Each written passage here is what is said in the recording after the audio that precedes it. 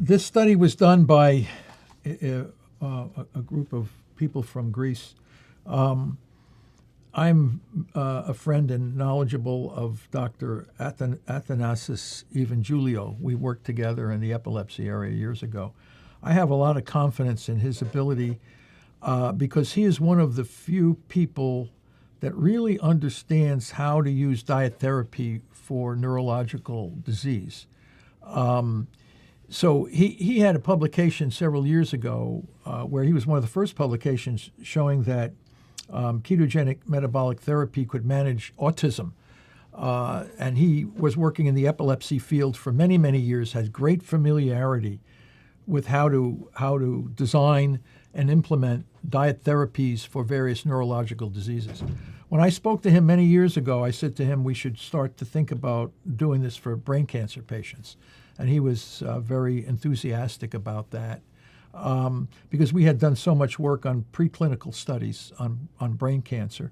And he was looking at various patients over the years and told me they were able to get a cohort together some years ago that we could follow their success or management of glioblastoma in his experimental design, which I think is better, so far better, with respect to the diet than anyone previously. So you have now, for the first time, a person and a group of people that understand how to use food as medicine and understand the complexities of this approach, whereas many of the other studies that weren't done, where the patients didn't live nearly as long, were not done by knowledgeable people with respect to knowing how to use food as medicine. So I think I have a lot more confidence in the results from this study than I have in some of the other clinical studies. Now, I should point out that all of the patients in this study were wild type, which is the worst case, and they didn't have a singular patient who had a mutation in the isocitrate dehydrogenase mutation. Our patient that we published, Pablo Kelly, we published that also in Frontiers in Nutrition. Pablo lived to be 10 years, longer than any of these guys here.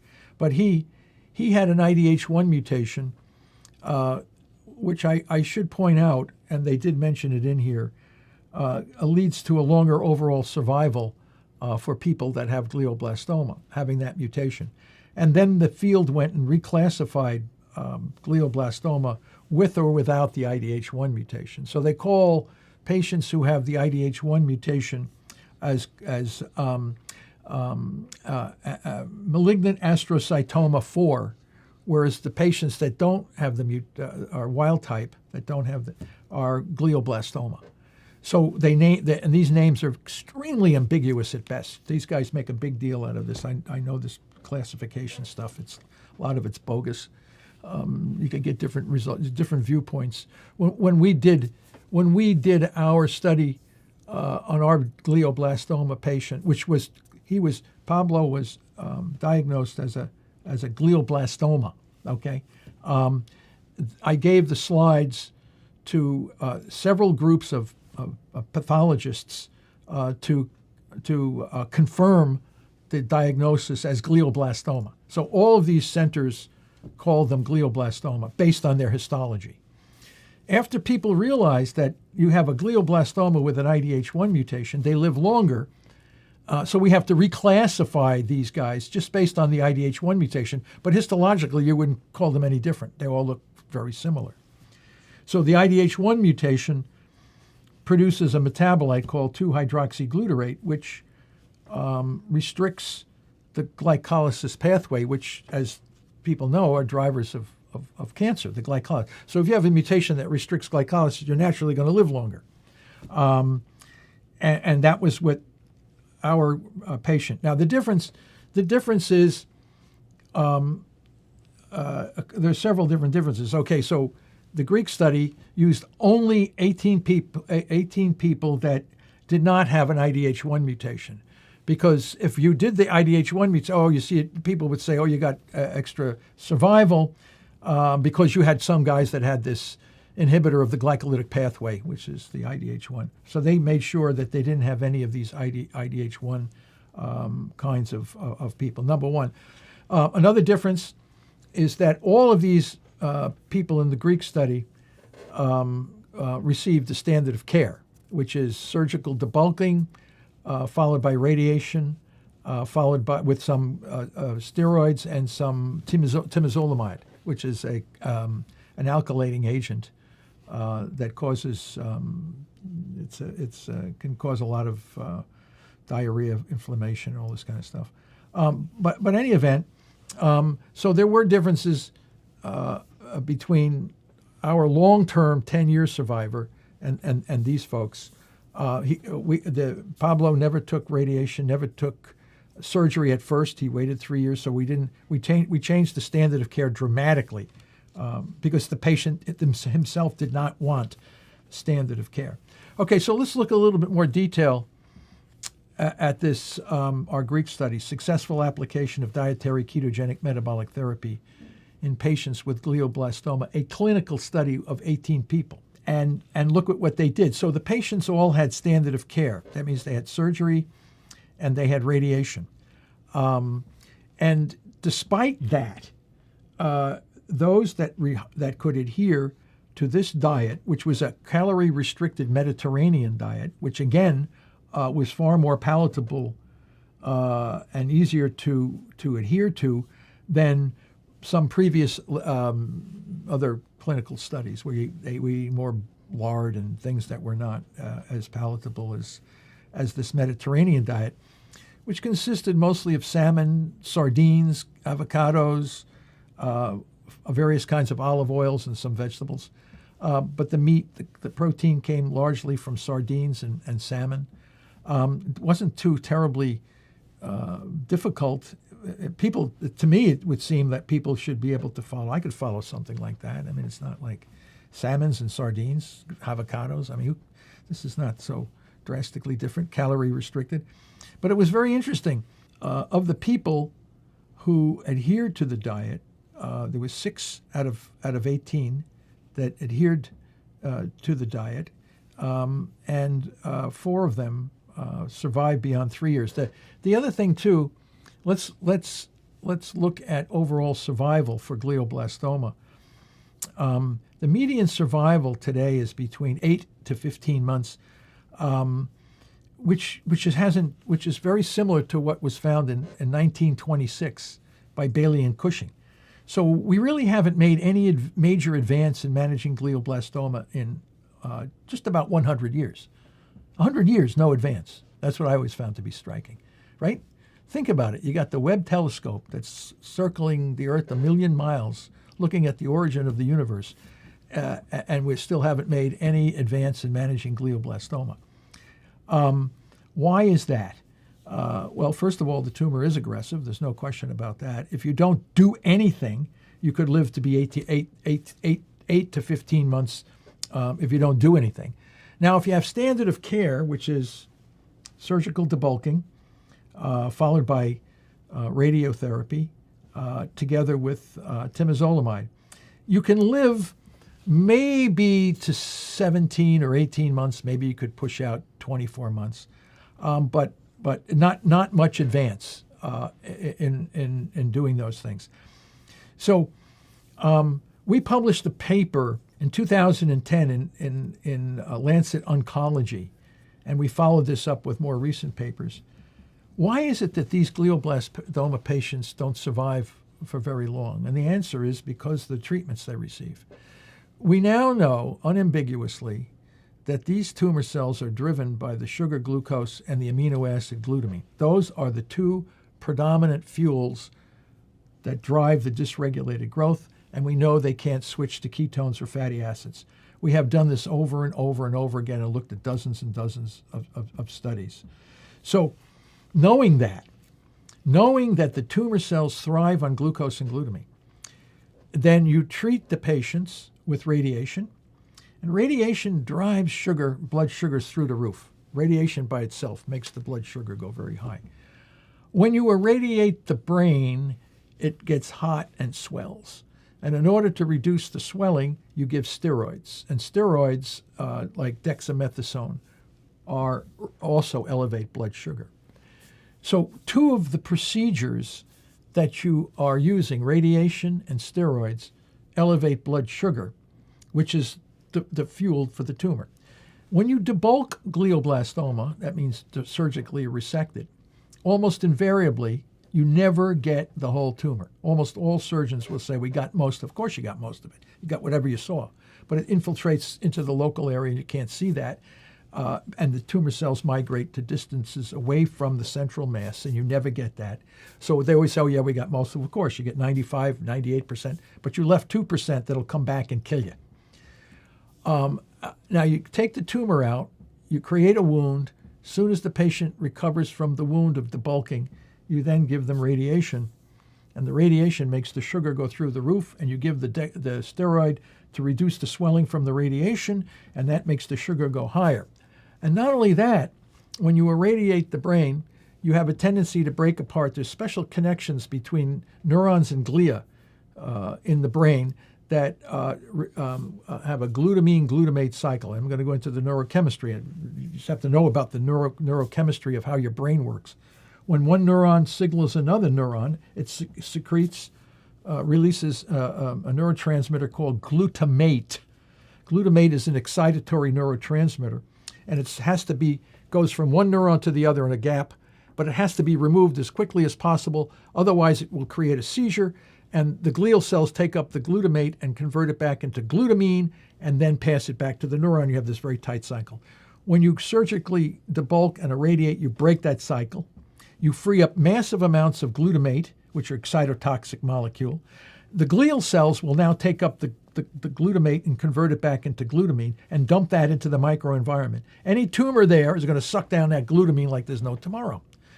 So between the radiation, the steroids, and all of this stuff, you free up massive amounts of glucose and glutamine in the tumor microenvironment based on the surgical procedures and the treatment you're doing to these patients. I told you, if the tumor cells need glucose and glutamine as the prime fuels, and you create an environment enriched with those two fuels, what is the outcome of that procedure? Death. And that's why when you look at survival curves, they're so horrible and they haven't changed in all these years, because you keep doing the same thing over and over again, reducing the ability of the person with the tumor to have long-term survival. In our individual, Pablo Kelly, he never had radiation or chemo. He had only surgery and diet.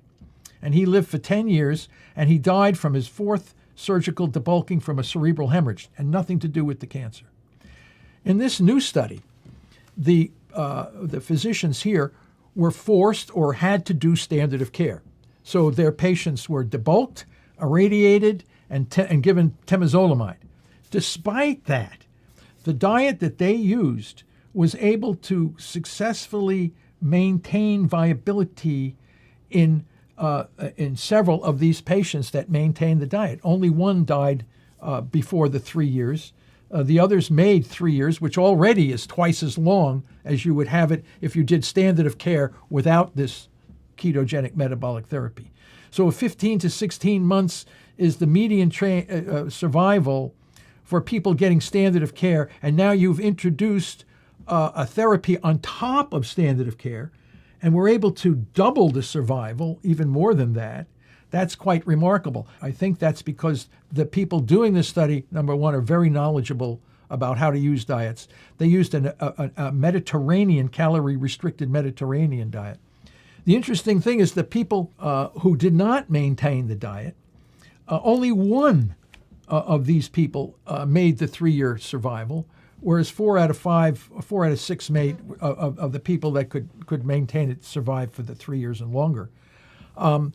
So the question is, why did these people not maintain the diet? And the answer is quite interesting, because I always thought it would be the palatability, but it was more like he has a nice, you can look at each one was kind of different. In order to survive, you have to be knowledgeable and work with the medical staff. The medical staff needs to know what to do, and the patient needs to be educated to know what to do and work with the group. And I think that can account. Now, here's my take on this whole thing. This is only the first step. In my opinion, if we were to use what we now know how to manage glioblastoma, we've written papers on it, we've done preclinical studies on it, don't do radiation. I would say this is contributing to the demise of these patients. You don't do radiation. You do metabolic, if you have an opportunity for a watchful waiting period, and sometimes you do, sometimes you don't, that's a call by the neurosurgeon. You shrink that tumor down using metabolic therapy, water-only fasting or restricted ketogenic diets like this. Once that, then you debulk the tumor, and you will get more of the tumor. The tumor will be less inflamed, less angry because of the metabolic therapy. And then once the tumor is debulked, you now move in with this kind of a keto and targeting glutamine now. These guys did not target the glutamine. Can you imagine how much longer they would live if, number one, we didn't do radiation, and number two, we targeted glutamine at the same time we're doing this diet? I predict, you can test me, they run a clinical trial, see if I'm wrong, we'd get 4 and 5 year survivals. Not 3-year survivals. We get 4 and 5 year survivals. The tragedy is the field cannot accept what we're saying. They think you must irradiate these people, even though the radiation will free up the two fuels driving the dysregulated growth and contributing to the recurrence. We have published this. Others have published this.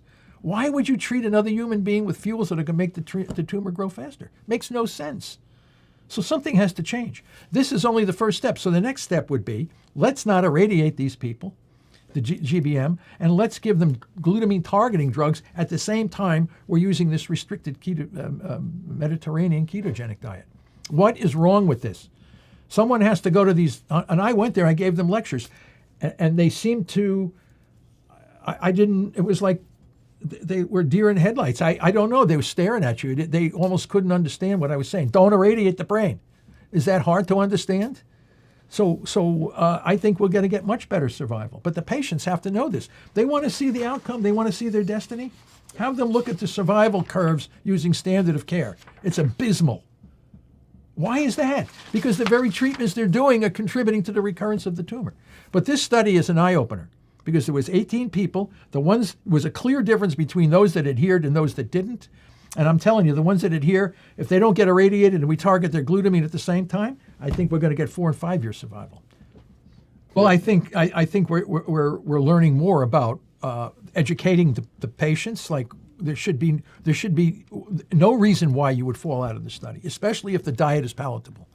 And if someone can't eat sardines or salmon, they might have. We can always substitute it with lamb and beef or something like this, as long as they would have a low carbohydrate diet structured to meet their palatability needs. Because you definitely don't want to. There's so many flexibilities you can have in the way you can prepare a low carbohydrate ketogenic diet. You get your GKI, glucose ketone index, which they did measure in their patients. So that's another standard. Keep low GKI, a restricted ketogenic diet that is palatable, whether it's a pescatarian, Mediterranean, carnivore, it doesn't make any difference. It might be a little bit more difficult with vegan diets, people who have to eat only plants. It can be more difficult, not impossible. You eat one cell restrict once every 3 days, you might be okay. But you have to get your GKI down. And then you see how much longer. Now, the problem is the people who run the oncology clinics would have to say, okay, we're going to throw out the standard of care and we're going to make a new standard of care based on cancer being a mitochondrial metabolic disease. And the authors of this paper clearly understood that. They understood that cancer is not a genetic disease, it's a mitochondrial metabolic. They say it right there. It's a mitochondrial metabolic disease, and keto therapies lower blood sugar, elevate ketones, which the tumors can't use, okay? But they still have that glutamine issue that they didn't target. So if we used a small amount of 6-deoxynorleucine, which is DON, D-O-N, it's a glutamine analog. So here's the situation. The tumor cells are getting their glucose, but it's restricted by the diet, but they're able to get some small amounts of glutamine. So DON looks exactly like a glutamine molecule. The cells are excited to get it. It goes in and gums up. It shuts down the whole pathway. So all the ability of that cell to use glutamine is all blocked up by this DON. So now they're starving. They don't have the glutamine. The diet is reducing the glucose. The normal cells are getting healthy because you're turning everything over to ketones. People are going to live longer with a higher quality of life. It's just that simple. Well, we showed that we published a paper showing Don administered with ketogenic diet, you don't need nearly as much, and you reduce the collateral toxicity. It's just like having a new drug. You don't have to go with a prodrug. You can go with a prodrug, but why not go with the regular drug? You're going to get the benefit, and you're going to reduce the toxicity. What's wrong with that? So they keep saying, oh, we can't use Don because it's too toxic. Yet they're given temozolomide, which is toxic. I mean, what are they doing? And temozolomide creates inflammation. Don doesn't do that. So why would you? Let me say something. There's another reason for why we're treating the patients with standard of care, and it's not for the good of the patient. What do you think that is? Cash. Revenue. The treatment, that's it is. Radiation, you generate a lot of revenue with this. These drugs, you generate a lot of revenue. Immunotherapies don't work. Okay. And immunotherapies don't work. You know why? Because the acidification of the microenvironment blocks the ability of the immune system to work, the immune therapies to work. Where is the acidification coming from? Glucose and glutamine. The waste products of glucose and glutamine metabolism acidify the microenvironment. You can't, this doesn't work. If you take away glucose and glutamine, the tumor cells die. You might not need this other stuff. Not good news for the patient, not for the industry. Well, I think if these folks from Greece can convince the people who write standards of care that we have to modify the standard of care and do a study designed to keep people alive, then they would eliminate these obstacles that are causing these poor folks to die earlier. So, and then you'd have to sign off. Listen, if I had a glioblastoma, I'd be doing this. I would have no radiation in my brain. Never do that. It's going to kill me. Why would I do that? It's going to free up glucose and glutamine. It's going to make everything else less effective because of that. So if I don't have glucose and glutamine buildup and I can control the acidification and I can kill those tumor cells with diet and drug that are going to starve them to death, well, I would definitely do that. At least I'd know that I died from if I died, I would die from the tumor. I wasn't going to die from the treatments that they're giving me. Well, the M-bendazole is a parasite medication. We have a paper already published showing that it can target a little bit of glycolysis and glutaminolysis, the glucose and glutamine pathways. Not as strong as Don, but it's another drug. We have now so many different drugs that we could mix and match with these diets to really, really make overall survival much, much longer. We don't know if anybody would be cured for sure, but we simply know if you can survive 5 years, that would be a monster achievement for them. In other words, make 5 years survival the standard rather than the exception. So can we do it? I think so. The obstacles are not scientific any longer. The obstacles are the institution. The institution is the obstacle, not the science. The institution is blocking us from utilizing the science to kill these tumor cells. Can you believe it? That's what's holding us back. You either get with the program or you get it the hell out of the way, because this is going to happen. People want to live longer. And if they understand the biology and they understand what we're saying, and all you need is a few people to show you it works, okay? And this study, these guys could live, I think, much longer if they weren't irradiated. So yeah, I mean, this is a first step. What are they going to say? We don't believe the results? Wait until we perfect this. You're going to see all these people. And then there's going to be a massive demand for this. Why? This is GBM. And I mean, you don't survive. You can see that going back and look at the statistics on these things. It's horrible. And it hasn't changed in 100 years. And now you have something that comes along. Oh, we can't do that. You can't. What are you telling me you can't do that? Why don't you ask the patient whether they can do it or not? And if the patient doesn't want to do it, that's their choice. Shouldn't be the choice of the system to tell the patient you can't do that. Patients should say, I want to do this or I don't want to do that. That should be the patient's choice. Why the system with people that don't understand the biology and biochemistry making a decision for somebody else? Doesn't make any sense. We tried that in some clinics here in the United States. The IRB, the Institutional Review Board, that makes a decision on how you can treat patients. No, you have to do standard of care. Why? Well, that's the way we do it. Why? Oh, just we have to do it. Well, don't you think of the data? Don't you understand what's going on? No, we have to do that. It's not written in granite. Why is the standard of care written in granite? Now, the poor cancer patient doesn't understand. You go to a beautiful Dana-Farber, MD Anderson, where the hell you're going, it looks cool. Look at all these guys walking around with ties and white suits. They must know what they're doing. Well, you got all these people dying. Obviously, they don't know what they're doing. If they knew what they were doing, how come they only the 15-month survival on these things, right? I mean, here you have a study that says you can live over 3 years if you just do eat sardines and salmon, for crying out loud, and get your blood sugar down, your ketones up. Can you imagine if we were to perfect this? We'd keep these people alive a hell of a lot longer. That's why we use the glucose ketone index calculator. It's a quantitative measure to know, and every person themselves can use that and know what they can and cannot eat. It's not, oh, should I eat this? What can I eat? I don't know. Everybody's different. What does your glucose ketone index tell you, right? Once you get free Libras for glucose ketones and the blood prick and all this other stuff, you're going to measure.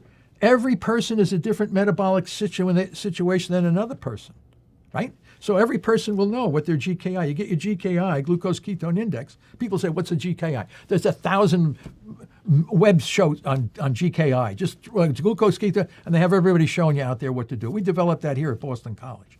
Okay, so every cancer patient should know what their GKI is on a daily basis. Eat a sardine and see what it does to your GKI. Okay, drink Coca-Cola. You find out what it does to you. You're going to say, don't drink Coca-Cola. Oh, okay. Infamil. They give Infamil, right, to these cancer patients. Watch what it does to your GKI. So all this stuff has to be known, and it's a work in progress. The problem is, what are we doing? Why are we continuing to do this for 100 years? How can anybody feel good about the brain cancer field? It's abysmal, and it's even worse for little kids with brain tumors. We have a therapy we just put out with combining diet with various drugs that target glutamine, and we were keeping our mice alive. It's unbelievable. Spinal cord invasion and all this stuff. They won't do it in the clinic.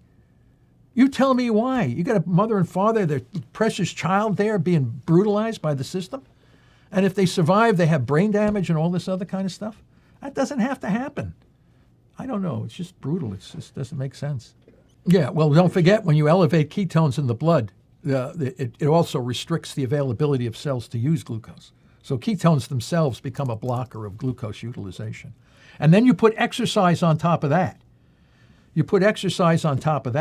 And your muscles now start to suck the glucose out of the bloodstream. And it will lower a little bit of glutamine, but not enough to kill the tumor. You have to have the drug in there. There's probably many other drugs that would be quite effective in targeting glutamine. So we would have all that packaged in. Yeah, this is a manageable disorder.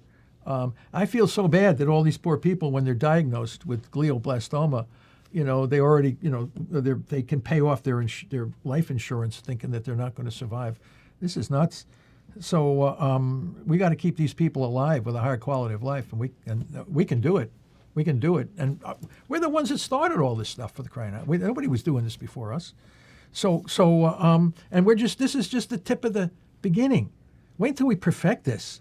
And it's going to not only work for GBM, it's going to work for all these cancers. They're all the very same. We published a paper. We show they're all dependent on glucose and glutamine. Can't live without it. This is the thing. So how long is it going to take the people in the country to know about this, in the world to know about this? I publish these papers. I do these interviews. What are they? And they go and they run down there and they get nuked and poisoned. I don't know what's going on. I don't know that in our guy, Pablo, people can go and look at him. He was doing 2-3 times a day measuring his fingers were a little bit raw from sticking the finger all the time, but the idea he was very religious in the way he did that. He was very consistent, and then it was good because we have 5 years of data on that one person. No radiation, no chemo, just metabolic therapy, and he was doing quite well. But the tumor never went away. He was never cured. His tumor just remained indolent. So it grew slowly. After 3 years, cut it out. Okay. Then he saw that the doctor, at first it was inoperable. Wow, I have an inoperable tumor. So we said, well, don't operate on it. If it's inoperable, don't operate on it. So he went 2.5 years, and it got a little bigger. Now, now we can operate on it. Okay, he took it out. How'd you get? Oh, we got it all. Wow, Pablo's all excited. So he goes out and starts eating pizzas and stuff that he didn't eat before. All of a sudden, we do an MRI, and we see it back again. I put the fear of God back in him. Boom. And for another 3 years, tumor grew very slowly, and then he took it out. Boom, take it out again.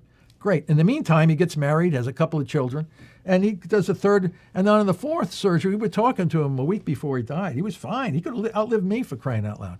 And then he had a cerebral hemorrhage from trying to get the last little bit of that tumor out of his brain, and 12 hours later has a cerebral hemorrhage and dies. How long would he have lived doing metabolic therapy? I don't know, but he was certainly healthy. The only thing he couldn't do, he couldn't feel the forefinger and thumb touching. If he didn't see it, if he looked at it, oh yeah, it's touching, but he couldn't feel it. I said, that's the only adverse effects? Give me a break. I mean, compared to the adverse effects of this, I mean, what you're doing in the standard of care, getting poisonous chemicals and surgical mutilations and all these kinds of things. Yeah. But I think that the future is very bright for glioblastoma. I think the future is extremely bright for all metastatic and advanced cancers if you treat it the right way. We're not treating it the right way. Right. Once you treat it the right way, you're going to see remarkable advances. And it's not going to be so debilitating. Get back. Oh, what happened? I got a cancer diagnosis. Oh, well, take care of that with a metabolic therapy. At the end, go in, get rid of it a little bit. You don't say it's going to die. Oh, I feel it. These poor people are dying as much from the treatments as they are from the disease. So what's going on with that? So I don't know. It's just not a good situation. But it can be much better, much better. If we can manage to keep the cancer managed, you can lower the blood, the temozole. You can lower the amount. These drugs will become much, much more powerful if you have them in a ketotic state. We showed that. We could cut down the dosage of DON significantly when the mice were under ketosis. And it also facilitates the delivery of the drug right through the blood-brain barrier. We showed that. The metabolic therapy will facilitate delivery of drugs through the blood-brain barrier. Why are we spending $1 billion to figure out how to get drugs through the blood-brain barrier using all these crazy drugs when you can do a ketogenic metabolic diet to facilitate the drugs through the blood-brain barrier? Doesn't that seem more reasonable than trying to figure out ways to bust the blood vessels and force drugs through, creating inflammation in the tumor microenvironment? Doesn't make any sense, this stuff. Most of the stuff these people are doing makes no sense, and yet they do it. And investors think it's important, too. We should educate the investors to know, why are you putting your money into these dead-end issues?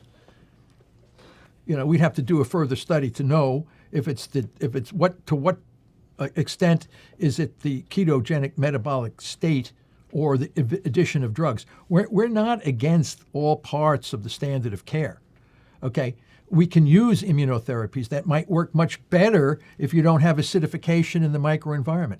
Temozolomide might work better, okay? Even a residual part of the tumor that still might be there under metabolic stress potentially could be removed by proton beam therapy, something along these lines, but not the way we're doing it today. The strategy that we have, one shoe fits all, everybody, it's like a chicken's going down the assembly line here, pulling something off them. Okay, cut it out, nuke the guy, give him some temozolomide, give him some steroids. Everybody gets the same thing. What, are you kidding? These people are all different from each other. The metabolism all different from each other. And then they wonder why. Nobody survived. You can't design more beautiful, consistent experiments than this. We have a problem in cancer today. Very hard to reproduce what anybody else is doing, except survival with the standard of care. That's easily reproducible anywhere on the planet because they're all doing the exact same thing, putting the patient at a disadvantage by treating them the way they're doing. Can you believe this? And here's the evidence to support it. You can't feel good. What do you feel good about? Oh yeah, oh God forbid we do something different. Somebody lives longer. Oh my God, we got to keep them on that death curve. What are you kidding me? This is what they're doing. You can see it. No, we're not. Go and look at any survival curve for glioblastoma in any institution across the world, and doing the same Stoop protocol, which is from Roger Stoop. He was the one who developed this, and the success of killing people is magnificent. Brutal, isn't it? Imagine telling somebody that. The guy they think they're doing good in these.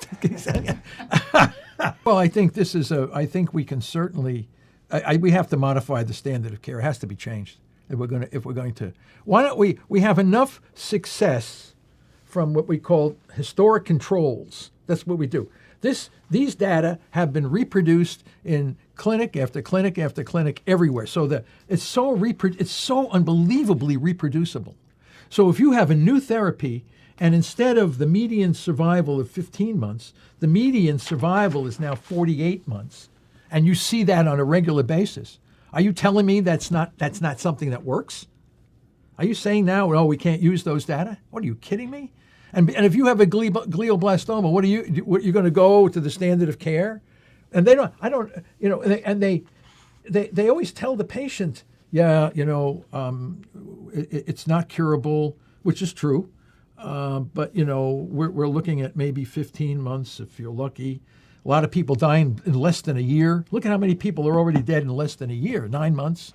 How is that possible? You can keep these people alive. Not all of them, of course. Some of them are real bad. But I think in general, we can significantly improve overall survival, knowing the science and the biology of what goes on in those tumorigenic situations. That's I know what I'm saying. Prove me wrong. Go ahead. You design the work exactly the way you want it, and I can't guarantee, but I would be very, very shocked if we're not able to increase survival by double. Okay? Prove me wrong. Go ahead. Somebody out there. Let's change the standard of care and see what happens. Okay? Can't get any worse. Hasn't improved in 100 years. What are you talking about? It's all revenue generation.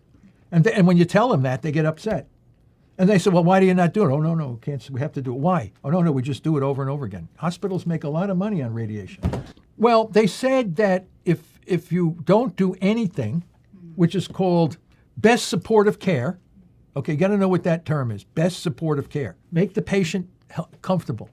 Okay, give them Domino's pizza, sugar smacks, and chocolate chip cookies with milk, and what happened? They don't live long. They don't live long. Maybe 6 months, maybe 4 months. Wow, let's radiate the guy. Okay, now he's living 15 months. Whoa, big advance. All right. So, but if you don't give him chocolate chip cookies and you put him on metabolic therapy without the radiation, how much longer is he going to live? Aha, that's where you go. And then you start seeing, because the brain will heal itself, the body will heal itself if you give it the opportunity. You're not giving it the opportunity.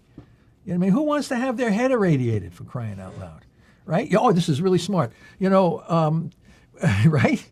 We're going to line up and get ready to get our brain irradiated. Jesus Christ. I mean, what are you doing here? This is what they're doing to these people. And they walk in. And then when they're told you have a glioblastoma, they're so wiped out mentally. The family is devastated. What is glioblastoma? Some people have no clue what it is. What is that, Doc? What's a GBM? Well, you better learn real quick what it is, because you ain't going to be around that long. So, and then the family realizes, and then they go into a shell. They go into they don't even want to talk about it. They're so devastated because the people they know who have glioblastoma, like Ted Kennedy, President Biden's son, Bo, John McCain. You have big profile people who have these tumors and they're all dead. No matter how much money they have or what influence they have, obviously they couldn't save themselves. So then you get this impending doom that, oh my God, and you have a glioblastoma. What's that? It's terminal cancer, and is it bad? Yeah, it's real bad. What if I do metabolic? No, that's not going to help at all. What do you mean it's not going to help at all?